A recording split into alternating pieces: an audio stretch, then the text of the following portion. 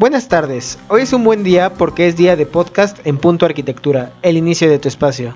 Me presento, mi nombre es Eric Álvarez y estamos compartiendo este espacio virtual con Enrique Amezcua. ¿Qué tal, equipo? Muy buenas tardes, bienvenidos a este espacio y un saludo a todo el auditorio.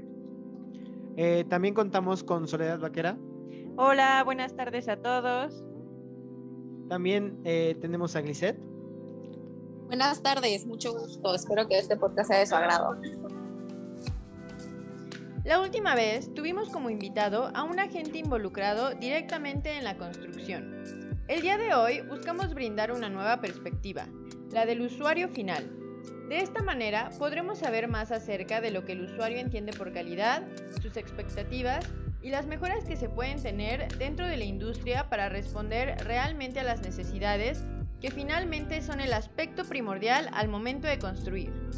Estamos el día de hoy con la licenciada Olivia Paredes Aldama, que es propietaria de una casa adquirida en noviembre de 2017. Licenciada, ¿cómo está? Hola, buenas tardes. Bien, muy bien, gracias. ¿Ustedes? Muy bien, muchas gracias. ¿Podría platicarnos un poco de cómo fue el proceso de búsqueda de esta propiedad? ¿Por qué la buscó? ¿Qué es lo que quería en una casa? ¿Cómo fue este proceso? ¿Cuántas opciones vio? ¿Qué tanto se tardó? Sí, perfecto, claro. Nosotros veníamos por un cambio de ciudad, veníamos a Puebla, y en Veracruz ya teníamos una casa propia que cubría todas las necesidades familiares que teníamos. Entonces, llegando aquí rentamos y después decidimos que ya era un cambio definitivo y empezar a buscar una propiedad.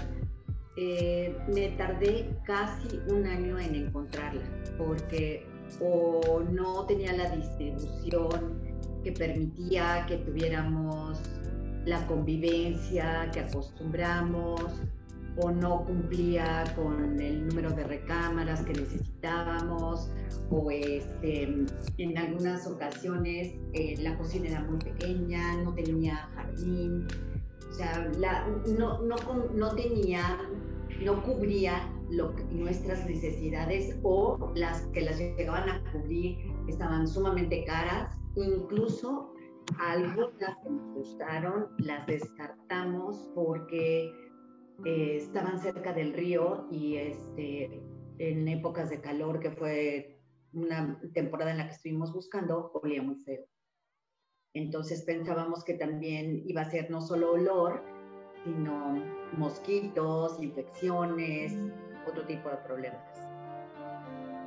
De acuerdo, ¿hubo algún, cómo decirlo, algún elemento que le ayudara a guiarse usted respecto a la calidad? O sea, ¿usó la calidad usted como una herramienta para buscarla? Sí, cómo no. A ver, lo primero que hicimos como familia fue identificar qué queríamos. Entonces hablamos de un número de metros, un número de recámaras y baños y características en la distribución, y zonas de guardado, lugar para lavar y planchar, etc. Después, que fuera algo que en cuestión de diseño, el diseño fuera de calidad, porque hay diseños que parece una caja de zapatos volteada y entonces no es nada acogedora. Yo creo que también en cuestión de diseño se puede hablar de calidad. Ahora, ya sobre construcción, pues sí, mi esposo es arquitecto y él con mucha claridad me decía: prefiero pagar un poquito más y que esté bien construida, o prefiero que sea un poco más chica y que esté bien construida. Y en los aspectos que nosotros veíamos la calidad era en los terminados, en los muros, por ejemplo, que no hubiera humedades.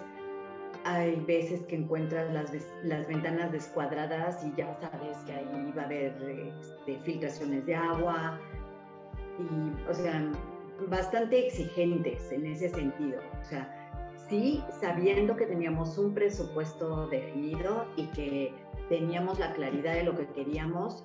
O sea, sin duda, uno de los puntos que consideramos fue la calidad de la construcción y la calidad del diseño. Ok, y de todas esas características que nos menciona, ¿usted cuál considera que fue la más difícil de alcanzar? ¿O los errores más frecuentes que veían durante todo ese año que estuvieron observando distintas casas? Mira, yo creo que había muchos, o sea, ¿cómo decirte? Un patrón que te puedo decir era que no había mucho diseño. Podríamos hablar que eran casas muy como, ya tengo un modelito y ese me sale barato construirlo y lo construyo mucho, ¿no? Entonces, aunque eran en diferentes partes y se ve que era el mismo grupo, entonces las casas eran como siempre iguales y siempre con el mismo tipo de situaciones, ¿no? Que de repente entras por una zona que casi era de servicio y tienes que cruzar la entrada de la cocina para llegar a la sala, o que la zona, por ejemplo, había una que estaba grande, nos daba el tamaño, pero tenía como separada la sala del comedor y de una forma como ilógica, ¿no? Otra que, por ejemplo, no tenía ventilación en alguna ventana, en alguna recámara, o ese tipo de cosas. Eso es en cuanto a la calidad del diseño, y eso fue un patrón. O sea, realmente nos costó mucho trabajo encontrar casas acogedoras, funcionales, etcétera. La segunda parte fue la calidad de la construcción, que cuando yo te digo terminados, me refiero, por ejemplo, alguna vez había una casa que estaba súper bonita, tenía un jardín precioso, o sea, la calidad de diseño era muy alta, pero la calidad de construcción no. Yo me recargué en el muro por unos minutos, por alguna situación, y quedé toda como pintada de blanco. Entonces te das cuenta que eso no es pintura de calidad. Por ejemplo, los escalones interiores se veían chuecos. Y era algo que platicábamos mi esposo y yo, ¿no? O sea, no se veía, no había evidencia que estaba impermeabilizado. Y era lo que le decía yo a mi esposo: a ver, esto está hermoso, pero el año que entra vamos a estar gastando el dineral porque vamos a estar llenos de humedades o con problemas, ¿no? Otro tipo de problemática que identifiqué en la búsqueda fue, por ejemplo, puertas mal hechas, zoclos mal terminados. Otra parte de la calidad que también fue factor en varias casas para desecharlas fueron, por ejemplo, el tipo de, no sé cómo le llaman, accesorios que ponen en baños, que se veían muy corrientes, de calidad para el tamaño de la casa o el tipo de materiales y terminados que había en el resto, ¿no? de la casa. Entonces de repente la llave ahí toda chafita, como dices, ya no le alcanzó el dinero y pues metió la primera que pudo. No sé si con eso respondo o necesitas que profundicemos un poco más. No, sí, claro, estuvo excelente. Y bueno, después de haber visto tantas opciones durante tanto tiempo y sobre todo tomando en cuenta que pues que ustedes tomaban una decisión informada, ¿no? Porque siempre tener a un integrante de la familia o alguien cercano que se dedique tal cual a la construcción o que tenga mayor conocimiento, pues es mucho más fácil a la hora de elegir. Y dentro de todas esas opciones, ¿qué fue lo que les hizo decidirse por la casa que actualmente habitan? Mira, un poco fue que cumplía con nuestras expectativas en términos de tamaño y precio. La relación costo-beneficio era muy buena. La zona, el entorno en el que estaba era muy bonito y seguro. La calidad se veía bien, aunque ya después cuando la estás viviendo no estaba tan bien, ¿no? Pero se veía bien, porque sí ya hemos tenido necesidad de mantenimientos así súper fuertes y otras situaciones, ¿no? Pero en el momento, cuando menos no sé si la habían retocado y no se notaba, ¿no?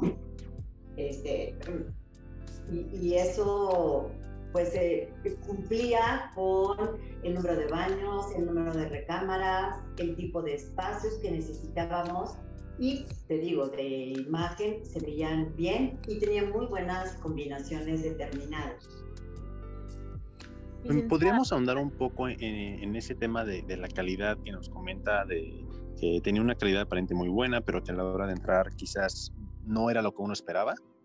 O sea, ¿qué tipos de problemas han tenido o cómo se ha manifestado? Mira, ha habido sobre todo muchas filtraciones de agua. Yo creo que el agua ha sido el principal problema y también es el problema que tuvieron, por ejemplo, mis papás cuando compraron un departamento que se vinieron a vivir acá, fue lo mismo, y después la casa que compraron para acercarlos a donde nosotros vivimos, también. O sea, creo que uno de los aspectos que hay que cuidar mucho en la calidad es que queden bien emboquilladas las ventanas, que queden bien puestos los canceles, bien sellados, y las instrucciones que le das a la persona que habita o que compra para que le dé mantenimiento oportuno, adecuado, para evitar después las filtraciones, ¿no? Básicamente, ese ha sido el mayor. Sin embargo, también hemos tenido otro tipo de sorpresas, como que ¿cómo se les llaman? Grietas. Otra cosa que notamos ya viviéndola fue que la pintura y los aplanados de los techos, más bien son plafones, no estaban muy bien terminados. Entendemos que son procesos artesanales, que son cosas que se hacen a mano, ¿no? Pero pues, hay de artesanías, ¿no? Ok, y bueno, hablando por parte del despacho, ¿la atendieron bien? Y, por ejemplo, ¿qué facilidades le dieron con la casa? Mira, sí me atendieron bastante bien. Revisaron la casa conmigo cuando empezaron a haber fallas, ¿no? Y básicamente, otro detalle fue la puerta de entrada, que yo creo que le dio sol y no tenía el barniz adecuado y se puso así como morada. Entonces, la tuvieron que quitar, como ya estaba azacombada, la tuvieron que cambiar. Y bueno, yo considero que eso fue una buena respuesta del constructor. También, ya me acordé, otra cosa de calidad que falló fue que se empezó a levantar el piso cerámico que pusieron como piso en el roof. Entonces, aprovechó el arquitecto y dijo que ya que se había levantado, iba a aprovechar para darle una impermeabilizada, ¿no? Y entonces volvió a impermeabilizar, acomodó el piso y no nos cobraron nada. Las humedades las fueron a arreglar 2-3 veces y al ratito estaban igual. O sea, a mí eso me habla de que posiblemente era la mano de obra la que estaba fallando, el tipo de proveedor que tenía el constructor, porque fue el mismo que construyó y el mismo que quiso resolver el problema, y el problema no quedó resuelto, porque a la fecha, año con año, temporada de lluvia, tenemos filtraciones. Incluso en algunos tragaluces que dan al techo, ¿no? Y bueno, ahí ya podríamos hablar de falta de mantenimiento, pero siempre es una línea muy delgada, hasta dónde la garantía y hasta dónde y dónde empieza el mantenimiento, ¿no? Entrando en otra pregunta, ¿volvería a comprar algún inmueble con esta constructora? Híjole, no lo sé, es una muy buena pregunta. Fíjate que yo creo que sí la volvería a comprar, sobre todo cuando hay buen diseño. El diseño jala mucho y a veces si dices, bueno, no importa, le doy mantenimiento, lo cuido, ¿no? Y lo que pasa es que yo creo que algo o sea, que ayudó también fue la buena disposición que tuvo para tratar de arreglar todo. Se nos cambió la puerta, nos mandaron gente a arreglar el roof, mandaron gente a sellar las ventanas 3 o 4 veces. O sea, tuvieron mucha disposición por parte de ellos, ¿no? O sea, siempre tuvo respuesta y dieron la cara. Y el servicio postventa, ¿no? Ese sí creo que atenúa la falta de calidad en un momento y pues hace que la experiencia sea, que se te olvide un poco lo malo de la experiencia, ¿no?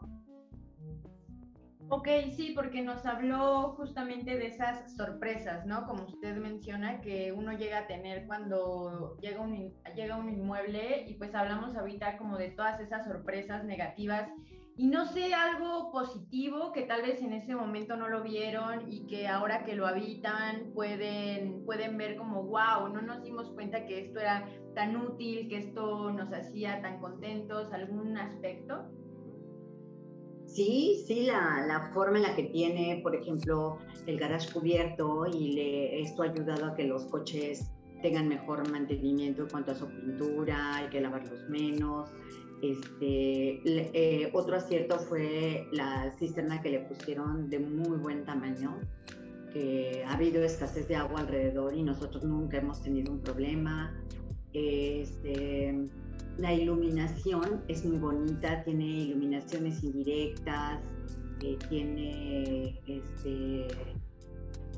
como cositas de LED, cadenitas, mangueritas de LED que iluminan los plafones, y eso la hace muy acogedora. Entonces estás viviendo un espacio bonito, tiene un muro llorón que pues yo al principio decía no sirve de nada, pero en realidad cuando lo prendes te genera como el ruidito, estarlo oyendo, te ayuda a relajarte, ¿no? Y ahora que he tenido que trabajar desde casa y que he vivido la casa de otra forma, te puedo decir que he disfrutado, por ejemplo, las vistas que tenemos, incluso la vista para mi interlocutor no es la pared con un escritorio, con un librero, sino el muro llorón con plantas. O sea, yo creo que sí tenía también algunas cuestiones de calidad en el tipo de terminados que escogieron, sobre todo los que son cerámicos. Y bueno, la pintura tampoco me puedo quejar, es bastante buena. Donde no hay humedades ha sido muy buena. Y la distribución y todo también acogedora. Claro, lo que menciona es un punto súper importante, que la manera en la que evaluábamos o la forma en la que veíamos nuestras casas antes de la pandemia es muy distinto a ahora, ¿no? Ya después de año y medio, no sé ya cuánto llevamos, de que de una u otra manera estamos orillados a estar mucho más tiempo dentro de nuestra casa. Después de toda esta experiencia de tener que estar pues encerrada en su casa con su familia y demás, ¿le cambió su perspectiva, no sé, como todos esos puntos que usted decía, de que debe de tener tantos cuartos, tantos baños, de iluminación, del diseño, añadiría, perdón, o le quitaría algunos puntos a su lista? Pues añadiría espacios exprofesos para el trabajo remoto, ¿no? Que como un despacho, un estudio, algo así. Pero pues es algo difícil. Yo me esperaría a ver qué sigue en el contexto, porque es realmente muy volátil. Por ejemplo, yo regresé a mi trabajo, estamos con un horario flexible, mitad del 60% presencial y el 40% home office, y ya nos avisaron que para el próximo enero regresamos todos 100% presencial, porque a la empresa no le funciona como quisiera.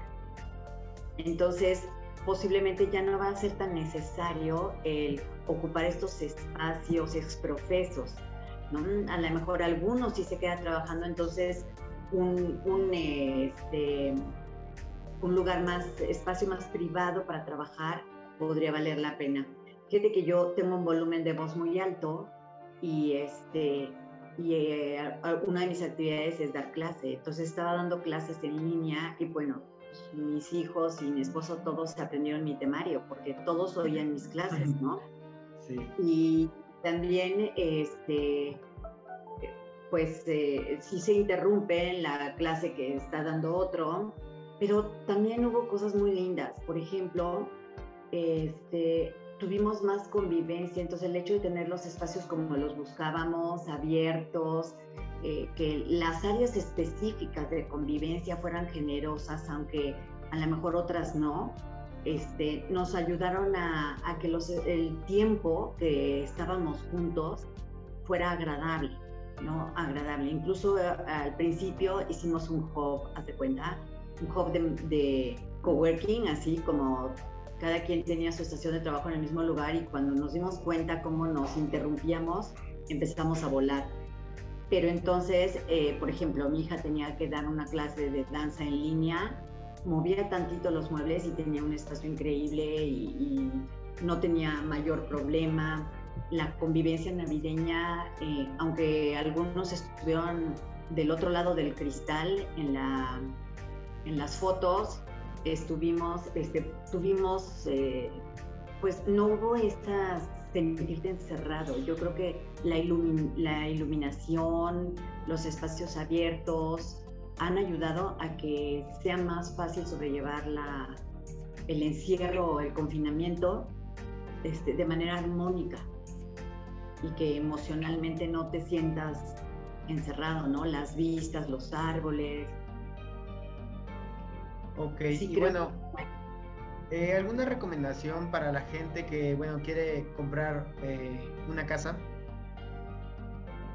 Pues, sí, yo sí les diría que tengan su lista de los mínimos requerimientos, la lista de lo que pueden ceder y la lista de lo que sería un efecto wow, ¿no? Y creo que dentro de las cosas que no podemos ceder es el tipo de acabados, el tipo de materiales que te pueden dar problemas posteriores. Ok, sí. Bueno, pues muchísimas gracias por darnos un poco de su tiempo. La verdad es que es muy valioso para nosotros y para mucha gente, ¿no? Porque realmente es como escuchar las experiencias de otras personas y ver por dónde tiene que uno que buscar, ¿no? Y a qué le tiene que priorizar uno y enfocar esa atención. Claro que sí. Ojalá les sirva, chicos. Muchas gracias. Muchas gracias. Hasta luego. Este fue un podcast de Punto Arquitectura, el inicio de tu espacio.